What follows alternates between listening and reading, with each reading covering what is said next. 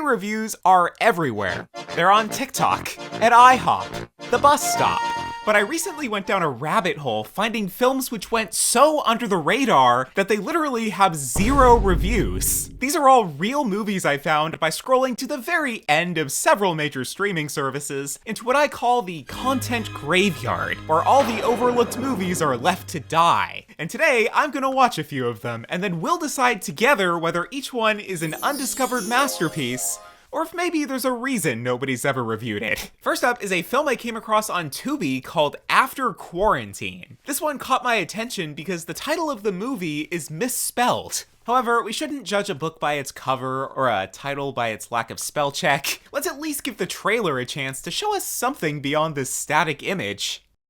The After Quarantine official movie trailer, directed by the multi-award-winning film director Sammy Johnson, starring Kiana Rogers and Justin Montgomery, also starring Michael Hamilton Jr., and many other talented thespians. The After Quarantine. So not the most conventional movie trailer. We learned nothing about the plot, aside that it's from a multi-award-winning director, who despite having 0 reviews for either of his feature films anywhere on the internet, he somehow won 93 awards for them. That is 3 times more wins than Alfred Hitchcock had throughout his entire career. So now that our expectations are in check, let's properly appreciate this work of cinema exactly how it's presented on Tubi. Because I have been doing my classes online and working from home, I really haven't been wearing bras.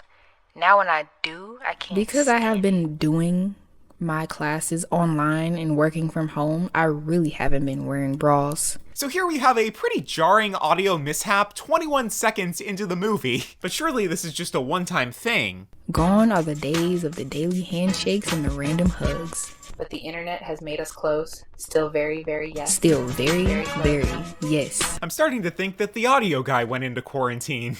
Well, today is Wednesday. You know what that means? No, I don't actually.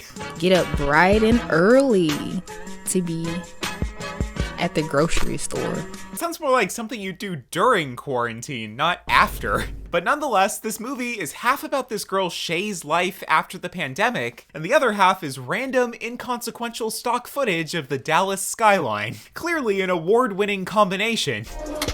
I'm thinking of investing $1 million in our local school district. That's something I really believe in.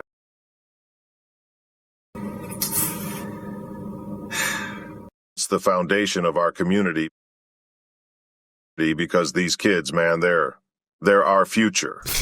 I didn't realize the AI announcer voice from the trailer was also going to be dubbing over the voice of this actor.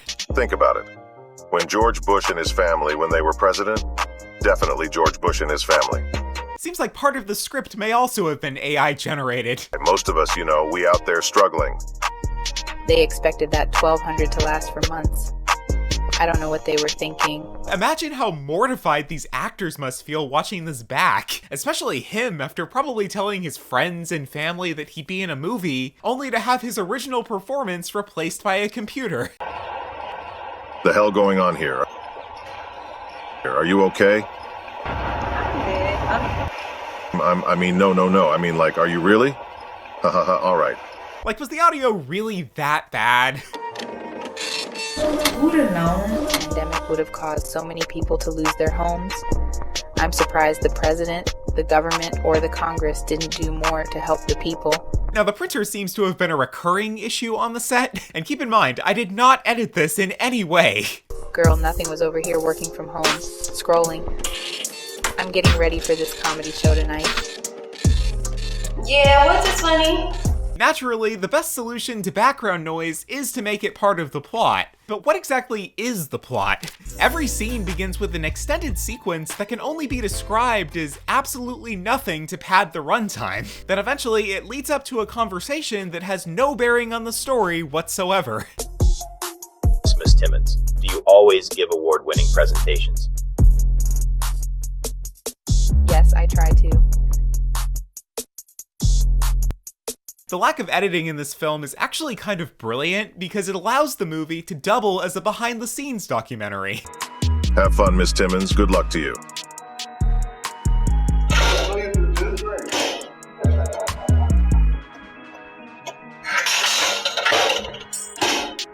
Oh, nope, there's more. The director actually makes an intentional on-screen cameo later on as a Dallas Cowboys player. I must say, I am flattered that you came and checked out my game. So tell me, what you think? How did I do? You did really great. Now what's crazy is that this part was really filmed inside of AT&T Stadium, which costs like hundreds of thousands of dollars to rent out for the day. But I have to give props to the director here because I think they managed to film this scene for free by taking a public tour of the stadium. I've done this tour before, and if you look in the background of this scene, you can see other tour guests taking photos on the field. Other scenes were incompetently filmed inside public hotel lobbies. Hi, I'm Cherry Timmons. How can I help you today? At several points, she either comes close to or just outright breaks the fourth wall. See you later. See ya. Okay, see ya. I think I like him. A little bit. Now, you might be wondering, what is happening? Or put more eloquently, The hell going on here? there is an actual behind-the-scenes featurette for this movie, which provides a little insight into how this came to be. It seems to me that the actors were under our same impression that with an award-winning director, this movie would actually turn out well. Go watch After Quarantine. You guys will not regret it. It'll be the best movie, timeless classic. But I'd be lying if I said there weren't any redeeming qualities, because this movie genuinely has one of the catchiest songs to ever exist. Pop that ass like the quarantine was over with. Pop that ass like you ain't gotta wear no mask. Pop that ass like the quarantine was over with. Pop that ass like you ain't gotta wear no mask. It's at this point when I discovered that there's actually an original soundtrack for the film available, produced by the director himself. It has 50 songs, is nearly 3.5 hours long, and this track has a whopping 4 Shazams, all of which are from me. Now, does that forgive the over 2-minute sequence where Shay brushes her teeth? Or when she goes to the movie theater to watch, well...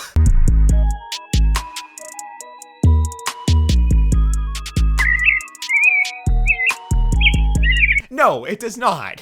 If you thought 2020 was bad, just wait until you see the cinematic masterpiece it inspired.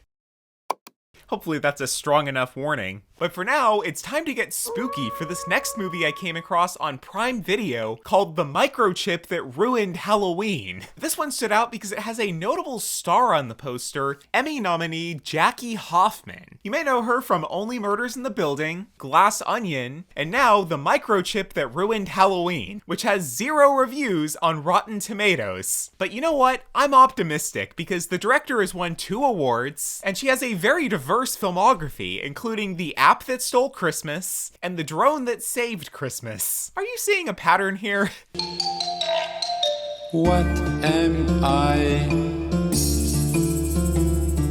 What am I? So the film opens with a rather unusual title sequence. What am I? But let's get into the story. Obviously, there is a lot of excitement to be able to spearhead microchip implementation in brains of convicted felons to help them reform. That was so much exposition, my god. How dangerous is this procedure?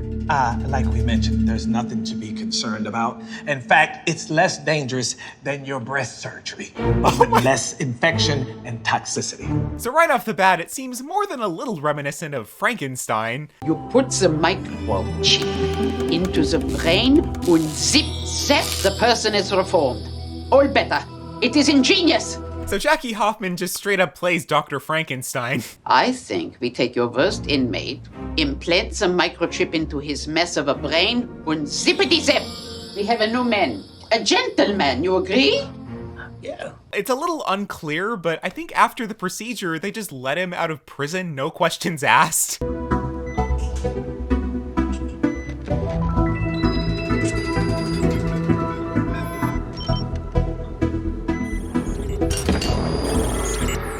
How are you feeling, Robert? Why did it happen, like, completely instantly? I was expecting the procedure to, take some time, but nope, just a helmet. Under no circumstances do you remove the helmet without my say-so, or your brains will fall out. Understood, Doctor.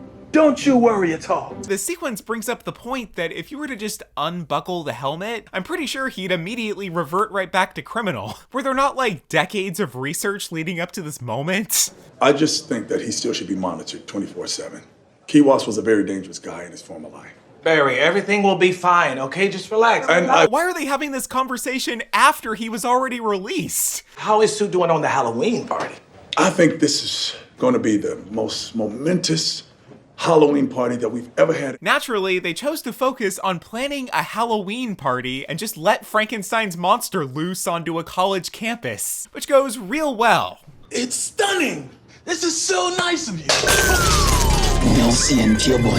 Almost immediately, something falls onto the helmet. Oh! Robert, are you okay? Now, the helmet seems to just glitch in and out of evil for a couple seconds at a time. From what I can tell, he's still good overall. He's wearing the helmet. Good. He must wear it all the time he is awake. If not, he will revert to his old dangerous self. I'm so glad they told us this brand new information for the 29th time in 29 minutes. We must keep his head in the cage so that the chip doesn't have a chance of malfunctioning. His old self was very bad boy. So in a plot twist that truly comes out of nowhere, Frankenstein's monster lands the role of Macbeth at the university's school play. Mr. Honey, I'd like to introduce you to your new Macbeth. Ah, great. Where? Hello, Mr. Honey. Nice to meet you. This is Robert. But he does hit it off with his fellow cast members. Do you think we could maybe get together and get some food and go over lines, of course? Oh yeah, great idea.